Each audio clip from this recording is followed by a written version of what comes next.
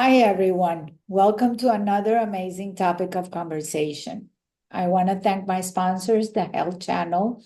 So please sign up for their newsletter regarding anything about your health. And if you need any working space, a boardroom, or even an office just for an hour, contact Alexa's Workspaces. And we want to welcome Hermosa Mujer for women to want to own their own business through a digital ecosystem. So, Paul, thank you so much for being here with us today. Pleasure. Criminal law. I really have, I don't know. I don't know if it's scared an issue about protecting the people that break the law, but I totally understand that they need protection. But tell me, how do you deal like every day with the moral part of defending like a criminal or even a murderer, a drug dealer? Okay. Murder cases don't usually come my way, and there's a variety of reasons why that happens. But drug trafficking and several other crimes, I don't necessarily have a moral objection to them to begin with.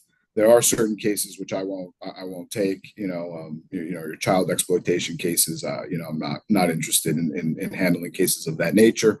But Okay. everything else that you're talking about, moral obligation is obviously maybe different from some of my clients, but this is a job. I simply, make sure that they're afforded all of the rights that are afforded to all of us under an imperfect system.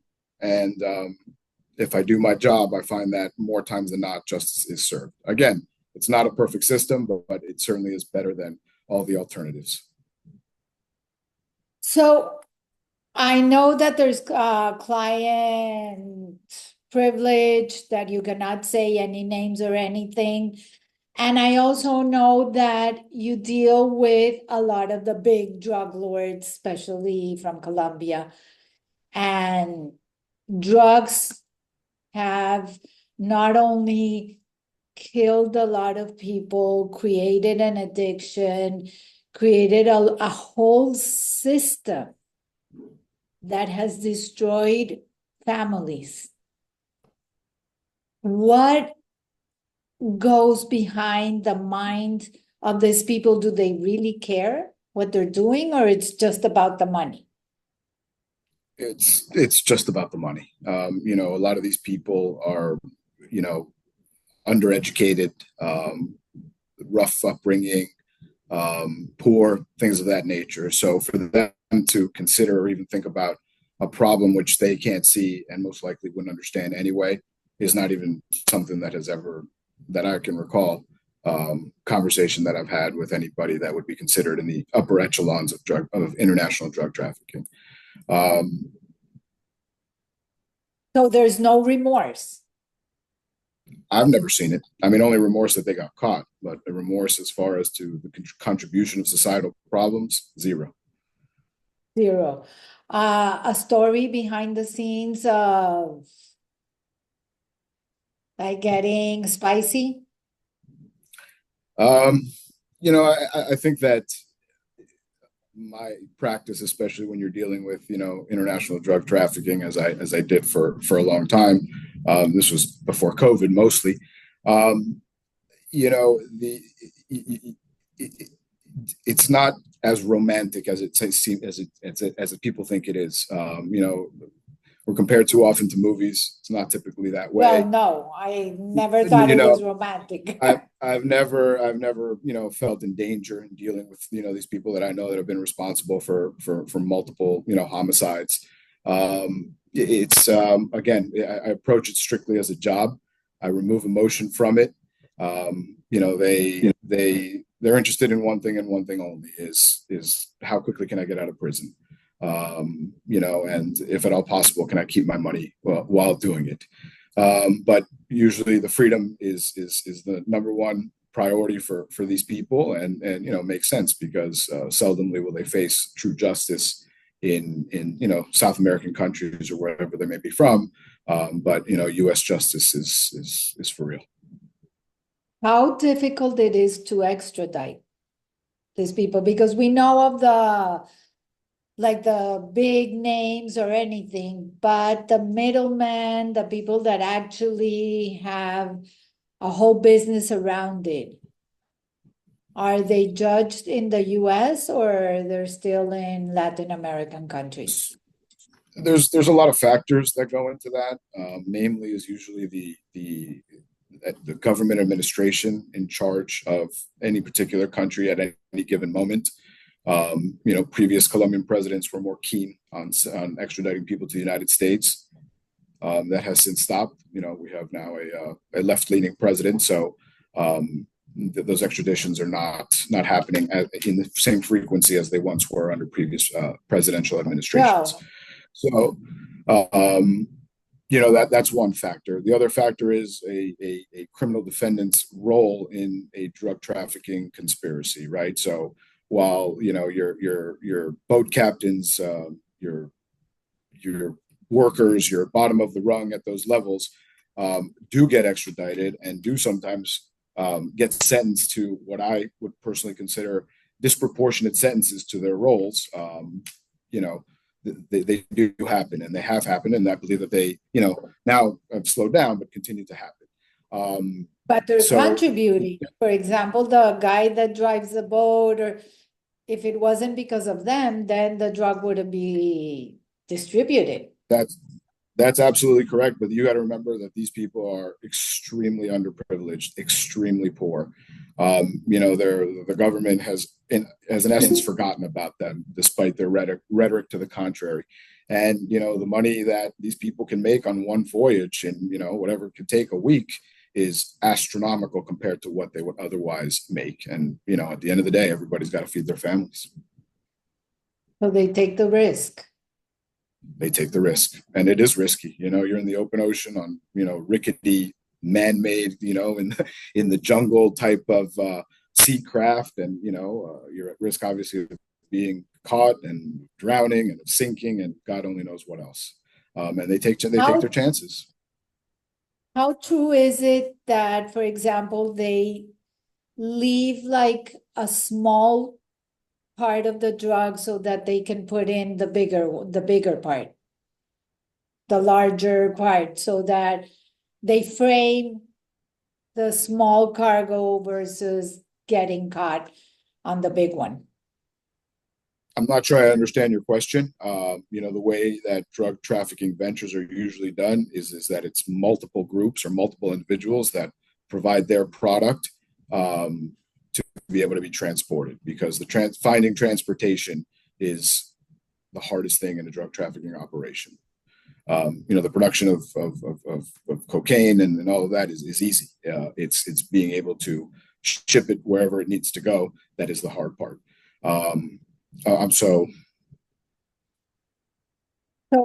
Okay, it's being shipped, so that's the hard part to control. Once it's shipped, is there anything being done for the distribution once, for example, in the US, in Europe? I mean, you have your regular interdiction efforts, by federal law enforcement agencies. I mean, that applies to different countries, all throughout the world. Europe, like you said, as far as, Russia and Australia. I mean, it tends as a way of finding all the countries in the world. No country is exempt. You have your regular interdiction efforts, but, it's a big job. And I don't know that the resources necessary are available to really make a difference. Have you seen a difference between the drug traffickings dealing with cocaine and now dealing with fentanyl? Yeah, so cocaine typically comes from Colombia. In those countries, the fentanyl is more of a Mexican problem. So while obviously, of course, you see your cases down in South Florida related to fentanyl more and more, of course, but I believe that these are problems that are much larger in scope in states like California, like Arizona, Texas, etc., states that border Mexico. So the fentanyl, it's not only coming from China, more from Mexico? From Mexico, primarily. I believe that primary source of fentanyl into the United States is from Mexico and that in the southern border. Yeah. Okay. Yeah. But the same we were with all crystal. once but crystal meth is cocaine. No, crystal meth is not cocaine. It's a synthetic. It's actually made in a backyard somewhere. I believe that the process is not that difficult to manufacture it. So it's made in rural states in the United States, but a lot of it comes in from Mexico. Yeah. Okay. We were all once teenagers thinking that nothing is gonna happen, that we can conquer the world and we would be safe. So what message would you give the teenagers now? Now that you've seen. It's a much different time now than, when we were teenagers. And I don't, at the risk of aging myself, when I was growing up, there was marijuana, if that. I grew up in a pretty clean environment as it relates to drugs, at least early on. Obviously you're exposed to a little bit of everything. But nowadays these drugs are cut up with all kinds of different chemicals, including fentanyl. And, these young kids that are doing these drugs are just dropping dead because what they're using to cut the product down with now is lethal. Whereas, back 10, 15, 20 years, it was baby powder. Now they're using other chemicals, God knows what. And, you're starting to see, or at least hear about, a much higher mortality rate amongst young kids using these street drugs. Not marijuana, obviously, but, your cocaine and your other synthetics. Yeah, but marijuana is also being laced and also being grown differently than what it used to be. It used to That's be true. like organic. Now it's the potency of marijuana now is like 20 times more. I got absolutely no moral objection to marijuana. I have yet to find any credible source that can tell me how it's more bad for society, if you want to use that word, than alcohol. So okay, that's just so that's for another conversation. Absolutely. Absolutely. But from a legal point of view, like kids stealing and being caught because they want to make a quick buck and something, what's the ramifications moving forward? Like, obviously once you have like a sale component to any possession, right, even if it's marijuana, you're committing a crime. It's ridiculous to taint your record and have this go with you for the rest of your life over a silly decision. Again, this no moral dilemma. If you're at your home and you want to do what you want to do in your house and that's your sanctuary, I have no issues. But being out on the street with those types of things, and again, selling it, it rises to a different level. And it'll be with you forever, and it's simply not worth it. Like, give me some examples. Okay, we're not talking of now, because if marijuana passes, that part will not be an issue later on. But for example, dealing with cocaine or dealing with fentanyl, that they go to jail, they serve their sentence, and they go back in the system, they go back. How hard is it to get your life back? Well, it's difficult, especially if it's, if you're talking about an addiction problem. Some of those drugs that you talk about are highly, potent, highly addictive qualities to them. And, once you spiral into an addiction type scenario, it's very difficult. Not impossible, but it's very difficult. And much more so if there's no family support structure around a particular individual. It's very tough, very tough. But that's from an addiction point of view. From a legal point of view, no, listen, it's pretty standard for any. It will never go away, right? Getting It depends. you in the system.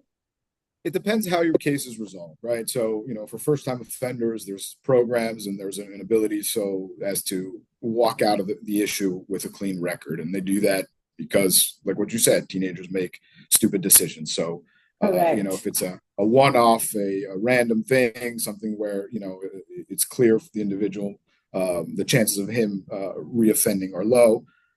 There are programs, but when you're talking about an addiction or even close to it, it's a revolving door. These people are in and out of jail. Because the resources do not permit to properly prosecute drug possession. Morally, do we want to prosecute these people and stick them in a jail for X amount of time? People that have addiction problems, I'm not sure that that's really a solution to the problem. So it's a revolving door as people come in and out of the jail. Arrested multiple times for the same thing, just possession of an illegal drug, and it's correct, but it's possession. But when it is distribution, that sends them to jail for a longer time. Correct. Yeah, the penalties. That's a whole different story, right? Yeah, it depends on the amount an individual is carrying at the time that they're arrested. After a certain weight of each drug has a scale, so there's minimum mandatory prison sentences prescribed by the Florida statutes. So yes, the more of it that you have, if you're selling it versus having a possession weight, the penalties are absolutely enhanced. No question. If you're selling this stuff within 1,000 feet of a school, there's enhanced penalties for that. So absolutely. I mean, people fall into these traps thinking, not thinking, and it's the ramifications that follow them for forever. Yeah, because having a record, how hard is it to get it off your record? No, I mean, again, depending on the disposition of the case, you can't get it off your record. There's other variables, how many times what your record looks like, how many times you've been arrested. People are entitled to a seal and expungement of their record one time in their life. So, if you have a criminal record, it's very difficult to find a job, get into school, get a profession, get a loan. I mean, it's an anchor around a person's neck for life. It really, really is, Yeah. So that's the message to the kids. Just better choices, make better choices. Yeah, and listen, I'm sure those are words they've heard many times before. It's a question of them sticking to that prescribed plan. Easier said than done. Correct. So thank you so much, of course, for giving us a little bit of an insight. I'm shocked that there is no remorse on these people, but I'm still waiting for a happy ending, but okay. Well, thank you for be safe, and above all, let's have peace in the world. Until next week. Thank you for having me. Thank you.